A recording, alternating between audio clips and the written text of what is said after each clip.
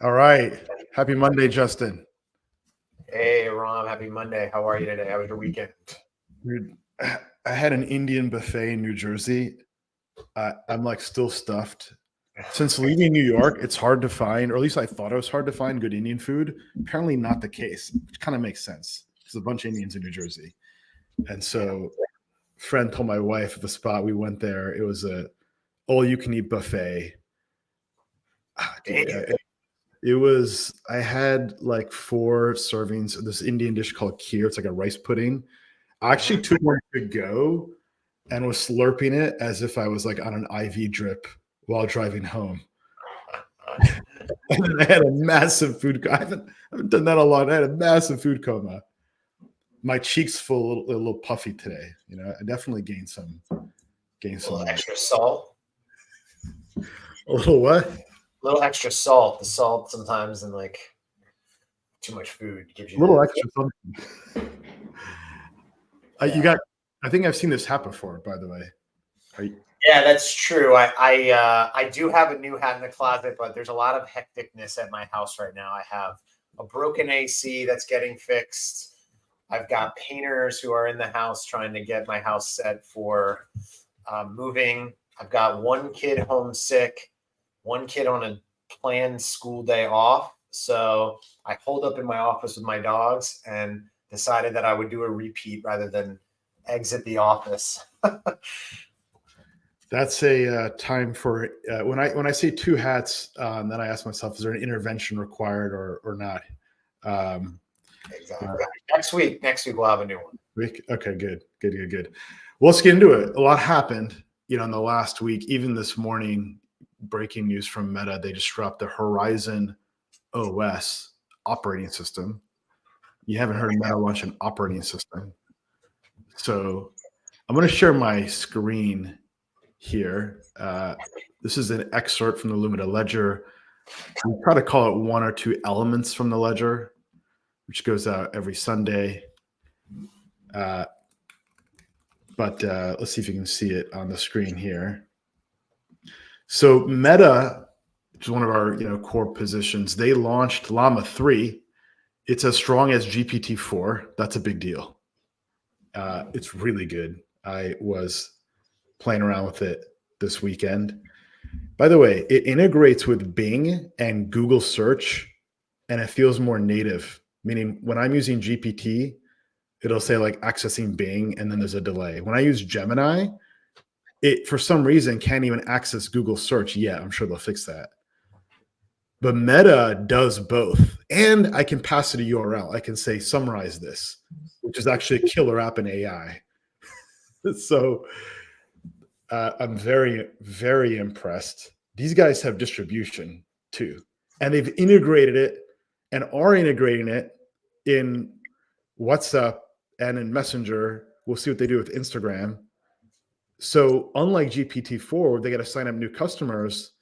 They have the distribution and they're charging all of $0 for this. They spent billions of dollars investing in this AI, and it's for free for consumers.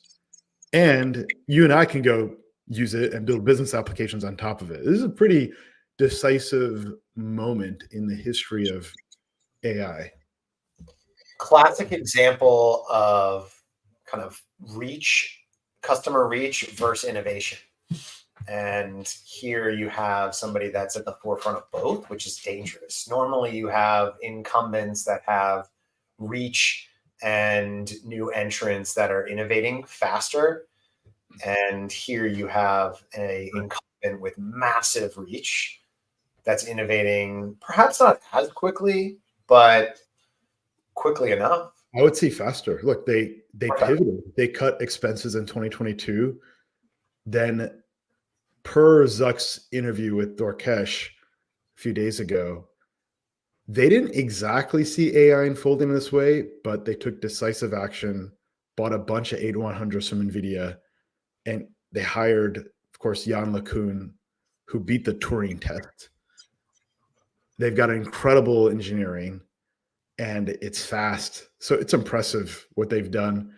OpenAI is caught in the middle. I mean, And you know, the firms with more reach and better go to market usually beat the firms with the better product. But Meta's got both. Right now, Meta is in the pole position. Guess what? They're training a 400 billion parameter model. It's training right now. It's not available yet. It's already scoring better than all the current models. There's this eval score. There are a bunch of evals, but one, think of it like a 0 to 100. So the best models today are like in the low to mid 80s on this score. We define the score in our Lumina ledger. This model is clocking at 85, which is the best, and it's still not optimal. It's still getting better. And Meta has data. All these videos people upload, it's not as broad as a YouTube content library, but Meta does have data. Meta has all the posts. Meta probably understands like human nature and psychology better than most people, most other types of LLMs that we built. Well, yeah, from a human psychology standpoint, Meta is sitting on top of incredible data with Facebook and Instagram. What keeps people engaged? What type of content do they read? So they absolutely understand that. That's one of the scarier parts about what AI has been training on and how the influence of people can be easily kind of gained. Therapists going to go out of business. Therapist AI is coming. That might be a good thing for humanity to have some more therapy and reduce some of the anger floating around. It's a great thing. It'd be great if the therapist AI can talk to the other therapist AI that's dealing with whoever someone's having friction with. That'd be the best. Like couple counseling therapy AI, right? Oh, there we go. So we have these video outtakes, by the way, on Lumina Wealth. These the highlights of Zuck, being interviewed. So if folks want to take a look, please do. And then here you can see the Meta AI in action. Tell me about Meta Grand Master Plan. So I believe Meta's Grand Master Plan is actually to really go after the operating system. And here we go. Okay, I don't know if it really told us the Grand Master Plan. Probably not. Okay, just gave us the vision. But so they launched Horizon OS this morning, which powers the Quest virtual reality virtual reality device. But here's the thing, right? Like 2 or 3 years from now, if not sooner, these AIs can spin up their own virtual dashboards. Right now, the interface is text, almost like a chat screen going back and forth. But there's no reason that the AI can't spin up a visual interface. In fact, it already spins up visuals today. We call it like Soma and GPT or like DALL-E. You get an image, but it's not interactive. If you make it interactive, and there's some basic interaction, it'll say, hey, pick which of these 4 images you like the best, and it'll make that high res. So if the AI can spin up a spreadsheet or a calculator, why do you need, or a document, a word processor interface? Why do you need Microsoft Office? Why do you need all these other apps we have? Now, you'll still need collaboration apps like Slack for some time, right? Some are easier to displace than others. But it's not clear that, Microsoft, which is the consensus AI name, which is at like a 95th percentile valuation. I don't know how that changed over the last week or so. It's obviously taken a bit of a hit. It's reporting earnings this week. But I think Microsoft actually has the most to lose because they don't have data in the same way that Google has or Meta has, and data is the moat. And number two, Google and Meta have that consumer distribution reach like we talked about earlier. So, I think that's actually the greater risk. It's not the death of search or the death of Google. That was all overplayed. Google's near its highs now. So anyway, that I believe is what to watch. We have to see when Microsoft reports this week, how is Copilot doing? Are they getting enough traction? Because the stock is pricing in a lot of earnings growth from Copilot. Yes, I'm really interested to see that because I'm still trying to understand whether these types of AI systems will operate parallel to one another. Like I still would use a Google Workspace AI to optimize things in docs, slides, sheets, and in a personal life, something else. I'm off social media these days, so it probably wouldn't be the Meta version, but I can imagine a world in which I'm comfortable toggling between multiple AIs that have better capabilities in personal versus business. And you can think about that, just like you said, from a data perspective. Some of the data that Facebook has maybe much better at helping somebody navigate a personal item versus somebody navigating a business question. You know, if I have every Outlook email that an organization has ever sent and every business has ever sent, I might be able to help you navigate a conversation with a colleague on a tense budgeting issue versus how do I talk to my like college kid, and you Meta AI know what every college kid that age wants and is telling their friends, and I can be a better parent. Well, yeah, look, I think we'll have highly specialized AIs. Consumer will be one vertical, then of course enterprise and government. Then within those we'll have different, but at the consumer level, we'll all have a primary AI, and whoever owns that primary AI is going to get the lion's share of the reward, and they're all gunning for it. Here's another comment Zuck made. He said, our goal is to build the leading open source AI. So leading means the best. They want to beat GPT. It's one of those statements when you hear it's like obvious. Of course, that's a strategy. Yeah. But what people don't treat as obvious is that OpenAI's pole position is secure. I would argue that's at risk. So leading, it is right now, it is the best. I mean, you could debate the benchmark. It's at least by my estimation, it's the best. We consider UX, not just the eval scores, even the evals, it's excellent. The integration across the app. So, that's their goal. And, I believe Meta is going to build a hardware ecosystem, just like Apple. They got the Ray-Ban glasses coming. So we have omnipresent AI. Now, what's the next device? Maybe a phone. They probably have to build on Android. By the way, Apple has been denying Meta the ability to upgrade certain features in the App Store because they have that authority to do that. Again, it's anti-competitive behavior.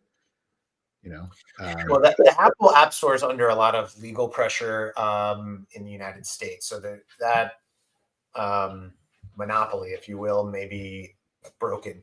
I think you're calling out something really, really interesting, though, which is what is the form factor that these take? And open source is a big driver of that. If you look at Android's growth, Android is the operating system that powers the vast majority of mobile devices in the world. And that was a strategic decision to do that. And it has paid off really, really well. An operating system for AI that's open source may be a really powerful strategic decision because building things on top of that open source operating system and open source AI model. It's a big deal. That's a big deal. Zuck is thinking way ahead, right? Like we can download the Meta Llama 3 on a laptop. Now you better have GPUs. You don't need GPUs, but you can run it there.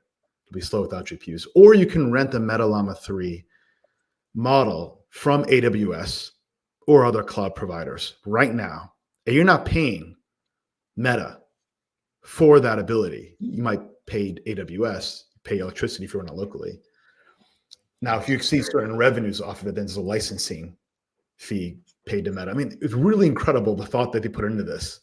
And it makes a ton of sense, right? Like we can go build apps on this LLM that was trained with billions of dollars investment, and it's free and open to the world.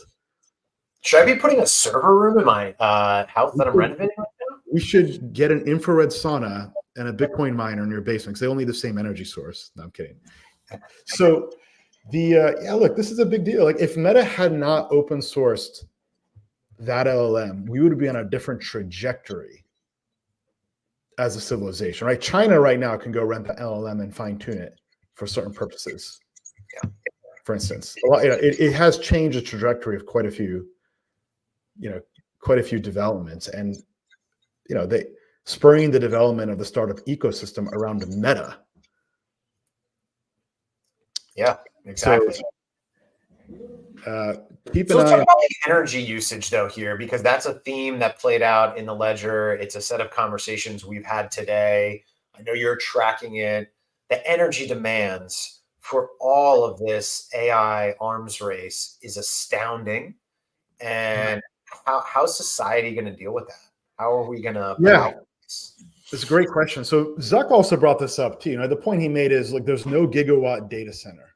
It's the dream to build a gigawatt data center. Amazon reportedly is getting close, but data centers have 50 to 100 megawatt. And data centers are going up all around the world. Saudi Arabia has 60 data centers. 60 data centers. There's a couple major cities in Saudi Arabia. There's 60 data centers. Okay. So there's 200 plus countries out there, and there's tens and thousands of corporates. So we need more data centers, and data centers are energy guzzlers, and we can't have transmission lines going around in our backyard. One. Two, there's not enough renewable energy. Wind and solar are inconsistent. And three, the answer is nuclear. We need more nuclear. So China's got dozens and dozens of nuclear plants going online. Europe is investing in nuclear energy. So is the US. The US just forgot how to make nuclear plants over the last few decades.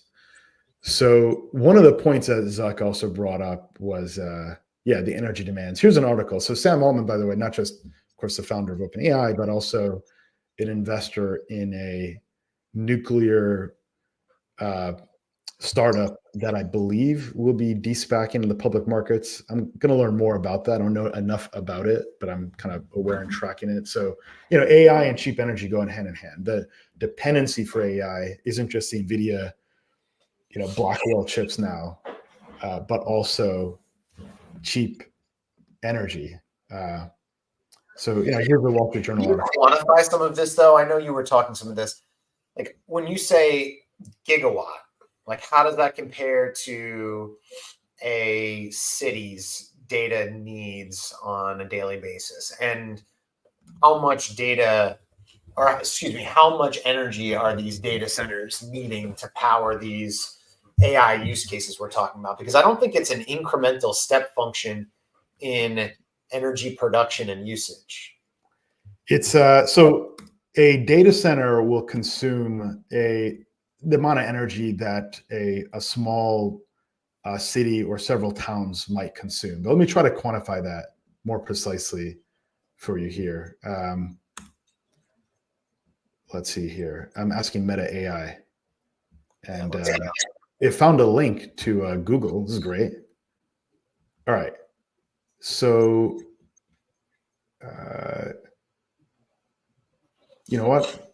I got a Google search result, but I didn't get an answer.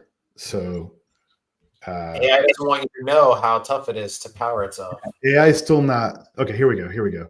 So data centers use about 1,000 kilowatt hours per square meter, which is about 10 times the power consumption of a typical American home. That's per square meter. Okay. So we'll come back to the data center piece and the energy usage and the needs. Yeah.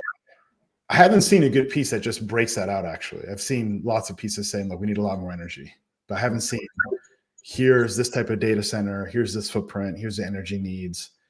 I'm sure we'll get an Odd Lots podcast on that topic soon, but we know that the trend is going up. There's not enough energy. So Altman is investing in, right. So this article from the Wall Street Journal came out today. They're talking about bringing power generation close to the data center, really like on-prem, on-site. The data center is the primary use of the energy. Keep it close.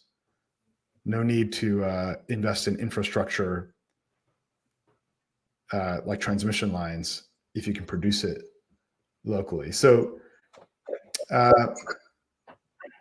it talks about some of the investments Sam is making in nuclear fission, longer term in fusion and geothermal. These data centers get set up in areas and ecosystems that are more conducive. It might be Iceland, for example, where the air is cooler. There's less cooling costs. the same kind of problems that Bitcoin miners face, actually, sourcing cheap energy. So here it is. So Allman is a big investor in nuclear fusion upstart called Helion and nuclear fission company called Oklo. Oklo is trying to go public by combining with the SPAC. So we're keeping an eye on that. The other point here is that those data centers, I believe, need to get powered by small modular reactors as opposed to those big, massive power plants, those nuclear plants we think about when we close our mind's eye, those classic, decades-old nuclear power plants. These small modular reactors are being developed and designed by a number of firms like Rolls-Royce and others. They haven't cracked the code. They're not commercial ready yet. It is a hot field. It does need technical breakthroughs. They should be able to crack the code on those technical breakthroughs in the next few years. And those small modular reactors can then power the data centers, right? I'm going to go dark for a second and just throw out an idea here, or a question really more than anything else, which is, are we really thinking through the full implications of creating AI on one hand that needs massive data and massive energy, and then we're going to park that next to a small nuclear reactor to power its capabilities? I mean, as long as we don't have a Tesla humanoid robot that can walk between the two things that looks like the Terminator, we're going to be okay, Justin. That robot already exists, right? And the data is going to pass back and forth at the speed of light between the there's going to be a movie where the data center goes berserk, like an LLM is born there and it goes nuts. Someone puts like the wrong prompt, and then like Mission Impossible like 10, Tom Cruise will get in there, have to like cause like a meltdown of the reactor or something like to blow up the LLM. Yeah, that's inevitable, right? Let's just hope it's only a movie. So these are cleaner reactors with less costs in terms of nuclear waste storage and other things. So I'm definitely more on the optimistic side. More to come on SMR, small modular reactors. By the way, one of the worst stocks you can own is actually ticker SMR, standing for small modular reactor. So be careful how you invest in this category. The way to play this space, by the way, this is a visual of a modular reactor. And I'll be brief on this one because we're doing some research. We're actually actively investing in it right now. But the way to play it is these small modular reactors need to get powered by, it's called HALEU. Essentially, it's enriched uranium, high assay, low enriched uranium, HALEU. And there are a couple providers of it globally. One of them, the largest providers, is Russia. No one likes Russia, sanctions, of course, but we're allowed to import HALEU sometimes through third parties and from Russia. But they essentially have the lead pole position in the manufacturing of HALEU, and it comes from a government agency in Russia. Naturally. So there are other upcoming providers of HALEU that have new technology, and they're using one-step enrichment processes as opposed to centrifuges connected in a sequence. Each sequence of the centrifuge enriching it a bit more than they pass the uranium isotope to the next one, and then that enriches more. That's current enrichment, right? So there are new technologies coming online where they have a one-step enrichment process. I'm not going to say more than that for now, but more to come in a few weeks. I intend to interview the CEO of one of these companies and unpack that, but I think it's a really interesting area. So all these SMRs need the nuclear energy. No one thought that uranium prices would go up 400% because no one saw the Ukraine war coming. And of course, the renewables transition is going slower than people thought. So there's a significant demand for uranium and certain forms of uranium. That's the area to focus on, I believe. You mentioned the power plants in the middle, or the data centers in the Middle East. Are they using renewable? Are they mostly solar? Or are in the Middle East? Are they? I don't know the geographic distribution or the breakouts at that level. I've tried to find the big trends and what firms are best positioned to benefit from that type of trend. But look, there's a lot of sunshine in the desert. I'm pretty sure they got a good solar investment going on out there. So Yeah, just curious if it was like Saudi Aramco or if it was solar power kicking on there. So I'll share this last article on energy, and we can jump to Tesla, which is taking a beating. So this is an article that came out today, and it says Exelon CEO. I don't know who Exelon is, by the way, but Bloomberg article says AI-driven power demand is set to jump 900% in Chicago area. Yeah, that's because of 25 new data center projects, and they would consume about 5 gigawatts of power total. So we do the math there. So again, the dream is to build like a one data center with a 1 gigawatt.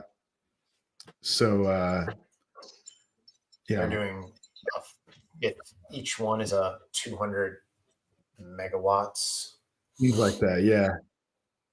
And that's the equivalent of 5 nuclear power plants. So one nuclear power plant, about 1 gigawatt. So if you want to build a major data center, like what Zuck is talking about, the dream is to build he doesn't call it the dream. Maybe that's my dream, but the aspiration is to build a 1 gigawatt data center. That data center consumes so much energy that it needs an entire old school nuclear power plant to power it. Think about how much energy is being used for that. By the way, that's the cost of intelligence. Think about that, right? I mean, not literally compute. Compute is energy. Thinking is energy. Yeah, where's our Dyson sphere? We're going to need to harness the entire energy of the sun if we want to power this. Go build halons, right?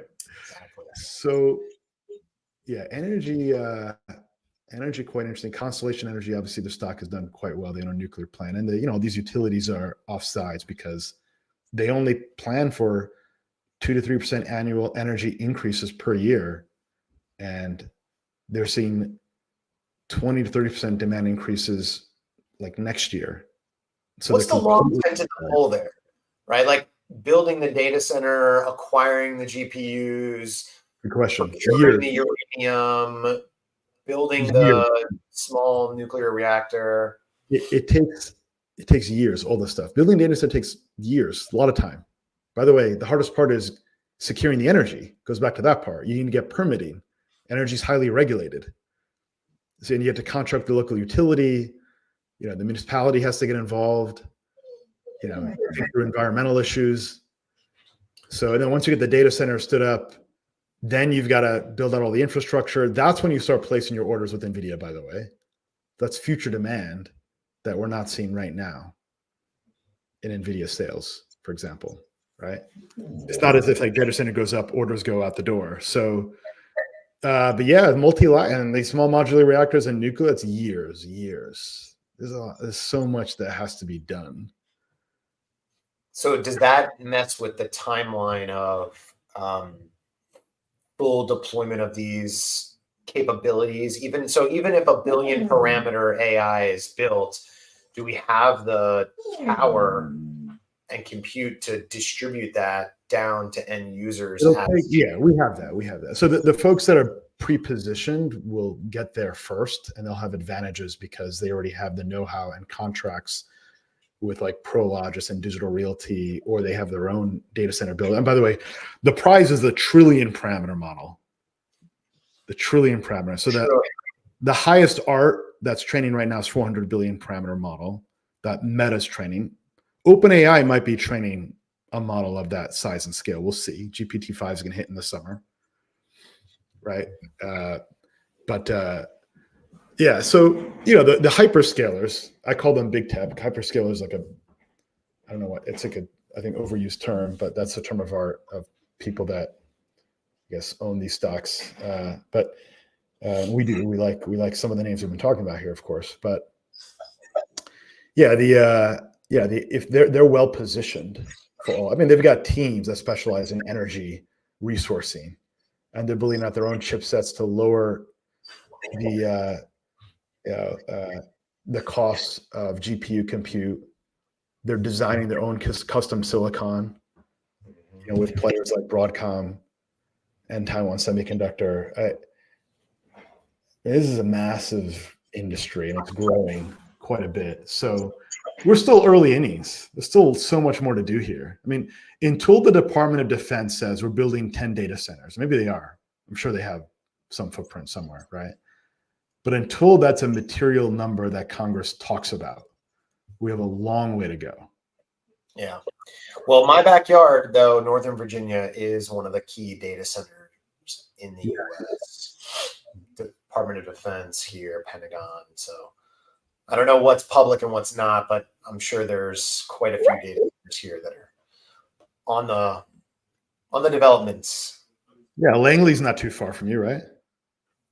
Yeah, no, none of that's too far. Yeah, well, I mean, you got a lot of tech companies in Western Virginia and that whole area. It's not just but government's the big dog. So what was the last topic we had here? Oh, productivity boom. Productivity. Okay. Which this is all enabling. Yes, it's all enabling, and it hasn't really started to impact productivity, but it will soon. Even with our own operations, Justin and I, we have 8 going on 10 employees, and we have a number of workflows that can be run with AI. Everything from our investing process, portfolio construction, processing earnings transcripts, security selection, entries, and that's just one aspect. Then you have the CRM component. There's so many areas that can be transformed, and we just need a little bit more tooling. The tooling isn't quite there yet, but it's coming close. I think within 6 months of tooling will be out there, and then we'll start to move from slow AI uptake to more rapid AI uptake for firms that are better positioned, like startups or technology companies that understand how to build workflows and can put together machine learning operations. Yeah, I definitely have seen efficiency gains and productivity gains as a result of AI. Some of it might also be lost to the time spent being entertained by AI, though, and I wonder if it can do this. Because it is so interesting to see where it goes and what it can do. But right, productivity gain is real, for sure. Yeah. So check this out. Productivity to the rescue. Inflation is high. That spooked markets. Markets are coming around to our higher for longer view on rates and inflation.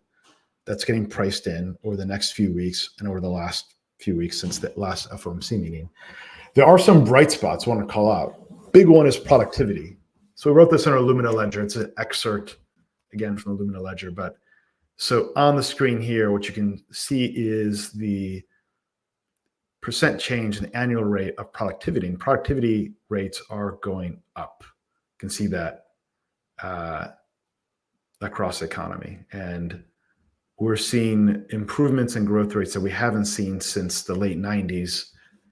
That coincided with the middle portion of the dot-com cycle. That's good news. It's good news. Higher productivity, and not shown here, we're seeing real incomes go up too. So despite higher inflation, we're seeing real incomes go up. So higher productivity means more corporate profits, and you can afford to pay people. And corporate profits means earnings go up. And it's a way to get out of the challenges around inflation. The 70s did not have a productivity boom, right? So there's good stories. It's a powerful, good story that people are not discussing, and we should get more productivity lift. I think that productivity lift is actually driven by immigration, by the way, low-cost immigration. Interesting. Yeah. Yeah, I mean, if you look at that chart, it's picking up starting in 15, right? It's nothing that's happening today. AI is that story that chart is revealing, which is productivity gains over the last 8 years that have continued through the last cycle through 20. But then there's a pretty significant jump.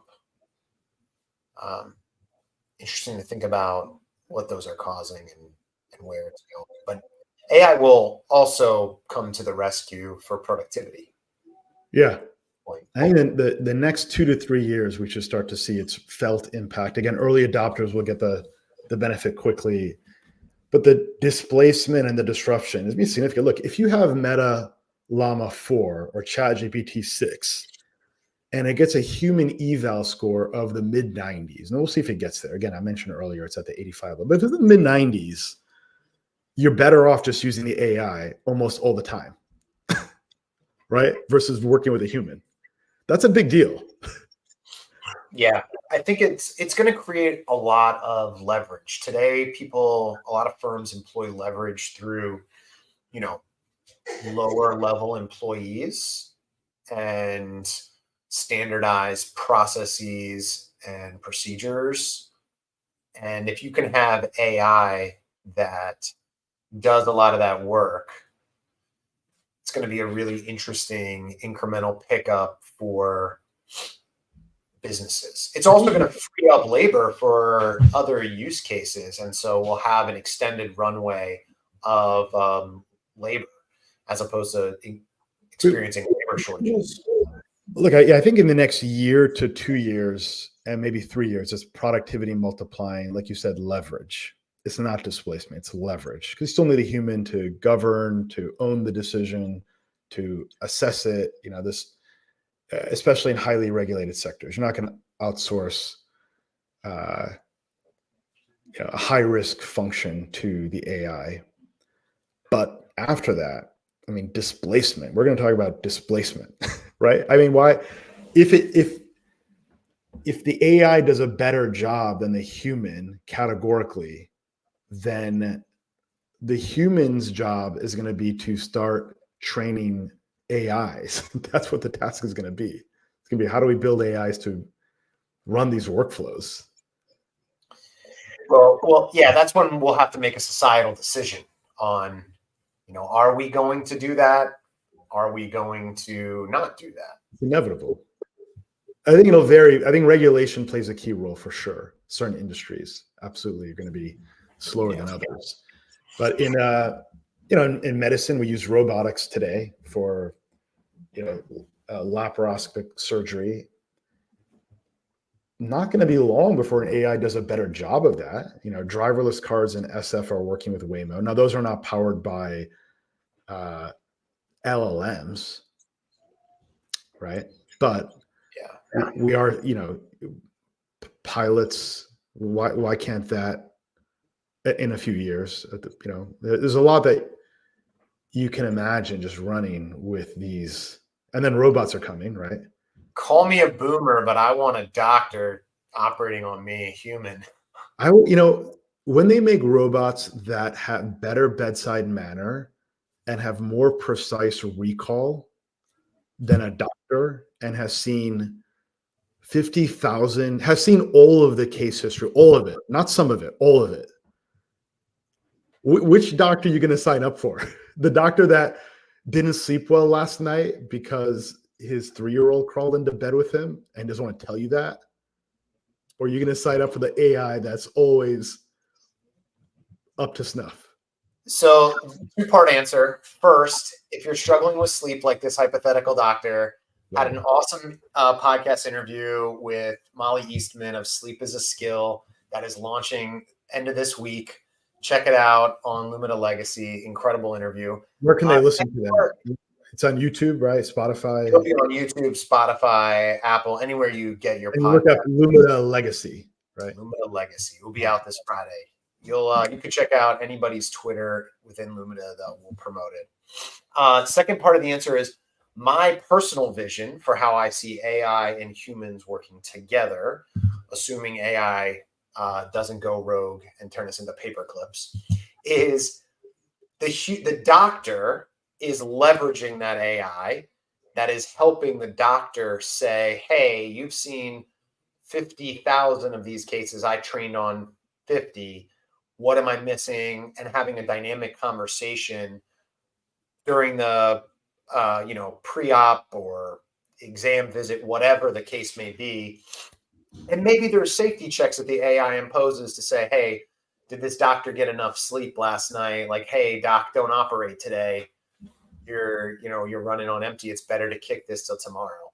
But I would rather, for a lot of reasons, live in a world where humans and AI are working together then humans are fully displacing jobs, primarily because I think there's, as I've said before to you, dignity in work.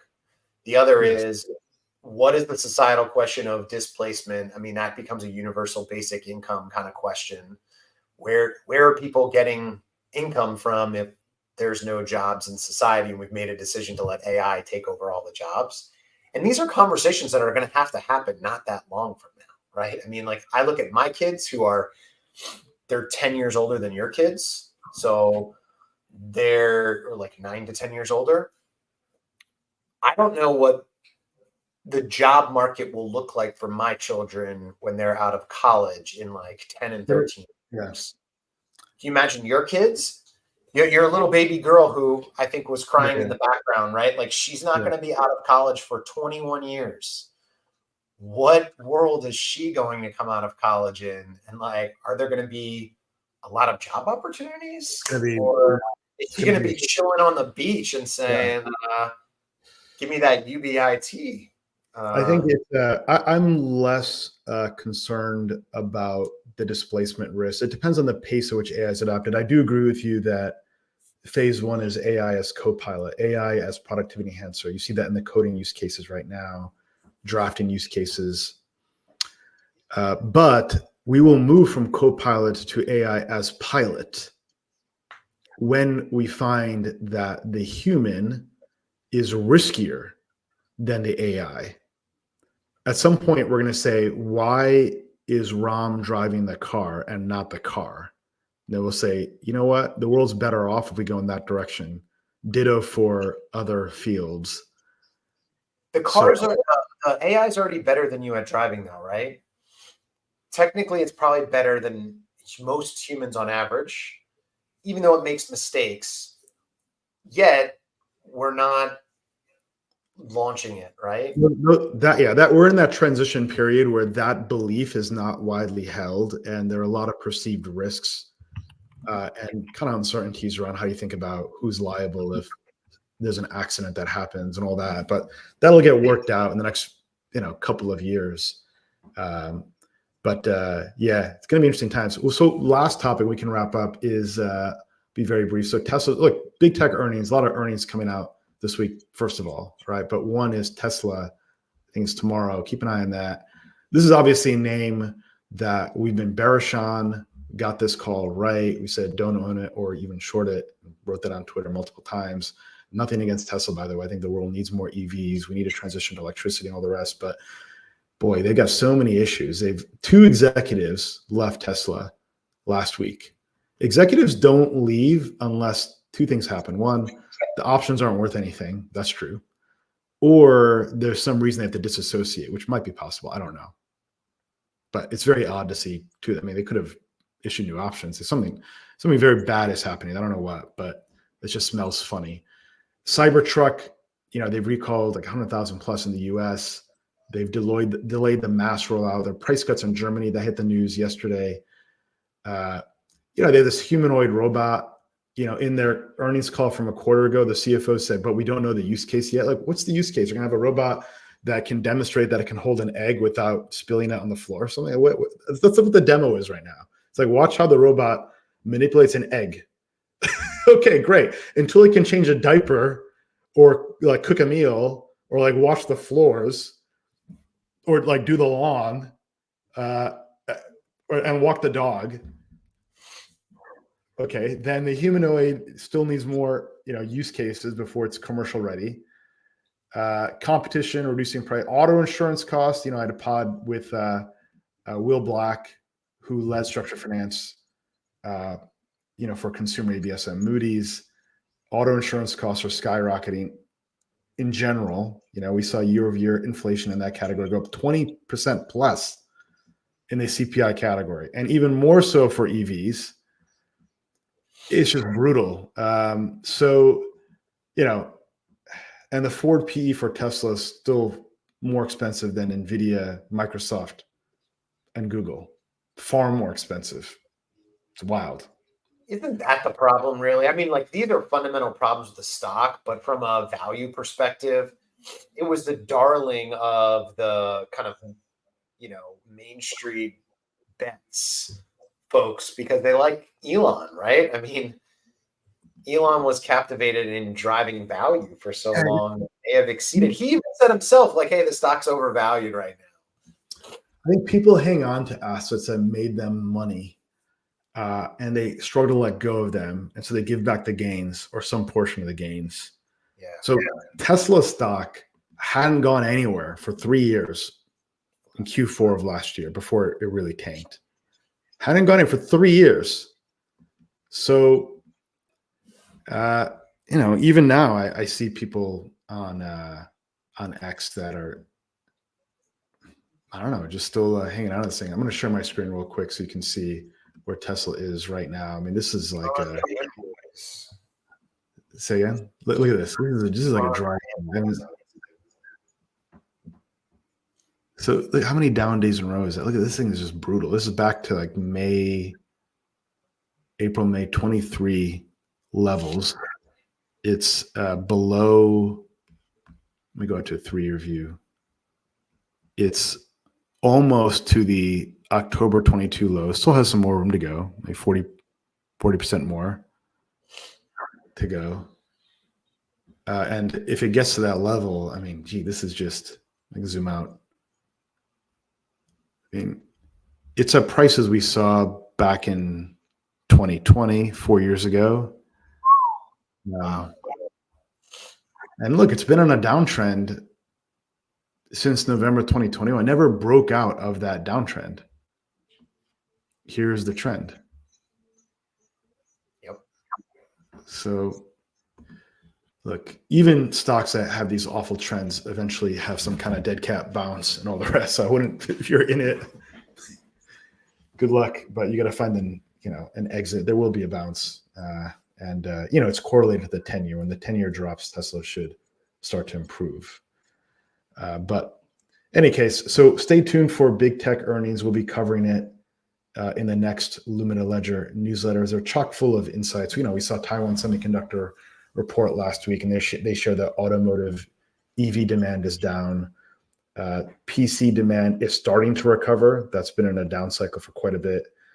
And the category that is working for Taiwan Semiconductor in terms of their customer mix is GPUs. That means NVIDIA. That's for sure. Hey, so speaking of cars, would you be in the market for a Tesla if you were getting a Tesla? Would you be in the market for an EV if you were getting a new car? You're more of a car guy than I am, first of all. So, I'd like to get your take on this. But first off, and whenever I take an Uber or Lyft, I always ask the driver what they would do. And I've had drivers say, they prefer the luxury offered by classic luxury brands. I had one driver say, look, a Mercedes is just not, a Tesla can't compare to Mercedes. Like, you really want a luxury experience. You're not getting that from a Tesla. He called it Tesla like a toy. That's not necessarily my claim. I'm just sharing like a perception from a guy who professionally drives multiple different cars as a chauffeur. This is his view. Yeah. So I don't know. They do feel a little bit sturdier. It does. The Teslas do seem a little light. I signed me up for FSD, and at some point, but I don't know. I don't want something as monolithic as a Cybertruck. I want something a little bit more family friendly than that. I do want something that has a little bit more sturdiness than a classic Tesla model. I need a Tesla like minivan, I guess, is what I'm trying to say. I have a minivan now. I have a nice minivan. That's my preferred model. X with those wings. Right, something like that. That's just my personal, kind of use case. But Honda Odyssey, so great product. There you go. That's what happens when you have third. What about you? What's your view on the Tesla? So yeah, I'm a no on buying a Tesla. I have, again, call me a boomer. I like the sound of an old school big block gas guzzling engine. I'm not going to get one of those. I've had one of those in the past. So I'm looking at a hybrid. I am in the market for a new car in the summer/fall. I know what I want though. And so I'm kind of debating. I think there's a lot of energy in the last few years around a return to kind of like the big boxy classic SUV look that's rugged. And so I'm intrigued by the new Toyota Land Cruiser, the new Toyota. That's a beautiful car. I'm not a car guy, but that's a beautiful car. Yeah, so I'm looking at the 2025 4Runner, the 2024 Toyota Land Cruiser, or the Lexus GX. I was about to say, so Toyota owns Lexus, and there's a Lexus variation, I think, on that Land Cruiser, which is like heaven. It's a great product. And Toyota is trouncing Tesla stock. Put them side by side.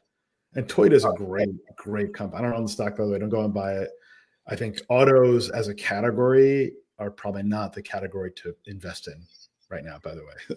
So, but yeah. They're really well built. And I've had a lot of different types of cars. I've had a Porsche, a Mercedes, Nissan, Audi. Those are all good.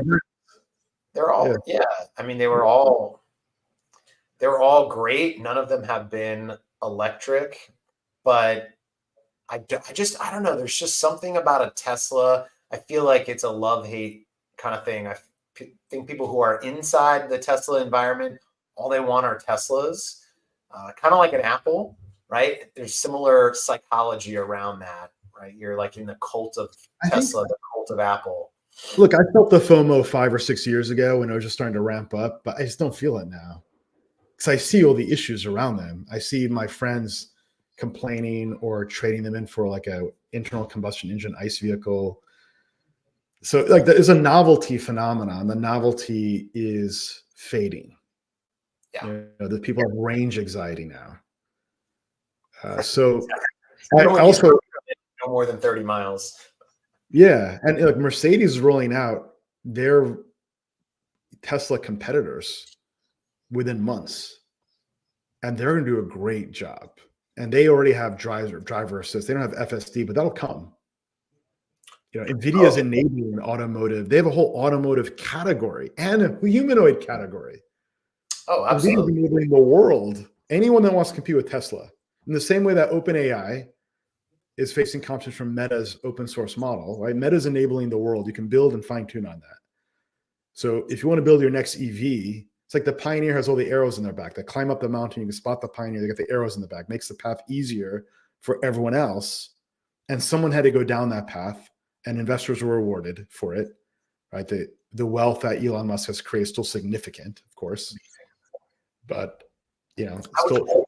That's a great point. I think probably maybe to like come full circle to the beginning. I think I was just thinking what you said about Pioneers, OpenAI, and Tesla versus like Porsche, Mercedes, or Microsoft and Meta, because they were pioneers in the category, and then companies that had bigger brands, better distribution, kind of like carried the torch forward. And today, if you wanted a Porsche Taycan, you'd get like the fastest EV on the market that looks phenomenal, and it's a Porsche instead of a Tesla Model S. Yeah. And so is that the same cycle that OpenAI is going to go through with Meta? If I was OpenAI, I'd rather trade with Meta. I'd rather be in Meta shoes. I mean, they are caught in the middle right now. And now they've got to compete with their parent, Microsoft, who's delivering on the enterprise side. And they're not specialized nor focused on a customer segment, which is everything if you're going to compete and win. Yeah. So like Apple's focused on consumer. That's why they don't have big enterprise offerings, which is fine. That's also why Apple was one of the most valuable companies in the world. They're focused. So yeah, it's like first mover advantage is overrated, so highly overrated. Google was the 18th search engine. Yahoo was one of the first. Yahoo's gone. Okay. So yeah, we'll check in on this next week. I'll be in Arizona for the Palooza conference, a social leverage. Howard Linsden will be hanging out together with Matt Ober as well. So if folks are in Arizona, give me a holler. I'll be there this Friday, I think through Monday. It's in the Phoenix area.